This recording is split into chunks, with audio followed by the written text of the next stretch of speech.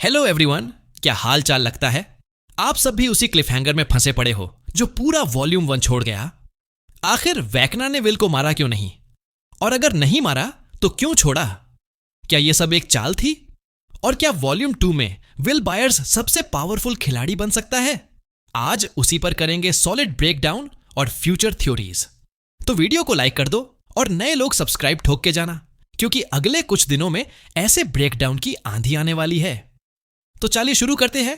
तो वॉल्यूम 1 के एंड में आपने देखा वैकना विल को अपनी तरफ खींचता है, हवा में लटकाता है, डराता है, ज्ञान देता है और फिर चला जाता है।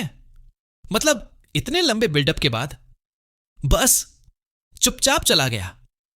यह वही मोमेंट था जब मुझे लगा, क्या किसी ने वैकना को कमांड दी? क्योंकि 1949 में जब माइंड फ्लेयर के पार्टिकल्स वैकना में घुसे थे, तभी से वह उसे होस्ट की तरह यूज कर रहा है। इस हिसाब से कई बार वैकना की हर मूव माइंड फ्लेयर की ही स्क्रिप्ट हो सकती है, और इसीलिए एक थ्योरी यह कहती है कि माइंड फ्लेयर का काम पूरा हो चुका था। उसे 12 बच्चे मिल गए थे, अब विल उसकी जरूरत का हिस्सा नहीं रहा।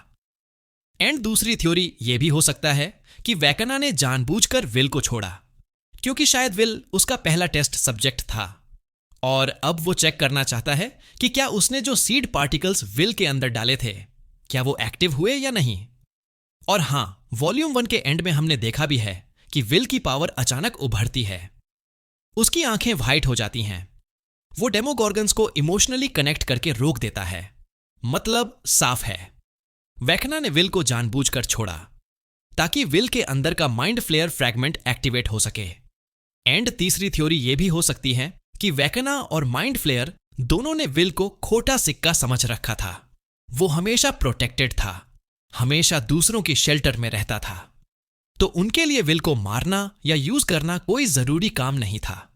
लेकिन वही गलती उनके सिर पर पड़ेगी, क्योंकि वॉल्यूम 1 में विल ने अपना असली रूप विल द विजर्ड जगा दिया और उसके बाद उसकी असली पावर बाहर आई। अब बात करते हैं कि विल की पावर कैसे जागी। तो विल के अंदर 2 बार माइंड फ्लेयर गया था। पहली बार जब वैकना ने उसके अंदर माइंड फ्लेयर पार्टिकल्स फोर्स किए, दूसरी बार सीजन 2 में जब माइंड फ्लेयर ने उसे होस्ट बना लिया। इसका मतलब the boy has double dose of mind flayer energy, और उसकी बॉडी ने 2 बार इस पावर के साथ इंटरैक्ट किया है। वही वजह है कि विल की आंखें वैकना की तरह सफेद चमकती हैं और वो डेमोगॉर्गन्स को अपनी मर्जी से रोक पाता है। मतलब विल भी माइंड फ्लेयर से बना दूसरा हथियार और वैकना माइंड फ्लेयर का पहला हथियार। अब बात करते हैं कि विल वर्सेस वैकना कौन ज्यादा पावरफुल होगा।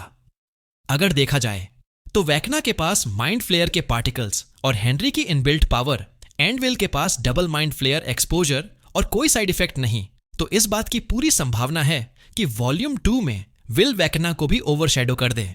लेकिन एक खतरा भी है, अगर विल अपनी 100% पावर यूज करता है तो उसकी जान भी जा सकती है, क्योंकि ये पावर उसके अंदर स्टेबल नहीं है। एंड असली फाइनल बॉस तो माइंड फ्लेयर ही है। तो भाई लोग, ये पूरा गेम वैकना का नहीं है, ये माइंड फ्लेयर का है। दोनों हथियार उसने ही बनाए, वैकना भी और शायद विल भी। अब सवाल, माइंड फ्लेयर को हराएगा कौन? तो थ्योरी कहती है कि विल ही माइंड फ्लेयर को खत्म करेगा, क्योंकि उसके अंदर वही एनर्जी है जो माइंड फ्लेयर की कमजोरी बन सकती है।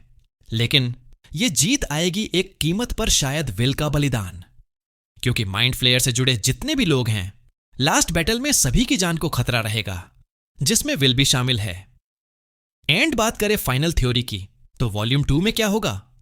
विल अपनी पावर अनलॉक करेगा वैकना, और विल दोनों को माइंड फ्लेयर कंट्रोल करने की कोशिश करेगा, लेकिन विल माइंड फ्लेयर के नियंत्रण में नहीं आएगा। लास्ट बैटल में विल अपनी पूरी शक्ति यूज करेगा और वही बनेगा द फाइनल विजर्ड।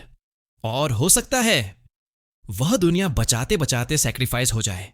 यह सिर्फ थ्योरी है, भाइयों पर लॉजिक से मजबूत है। अगर पसंद आई हो लाइक ठोको, कमेंट में अपनी थ्योरी बताओ और चैनल को सब्सक्राइब करके ही जाना। तो मिलते हैं नेक्स्ट वीडियो में। Bye bye.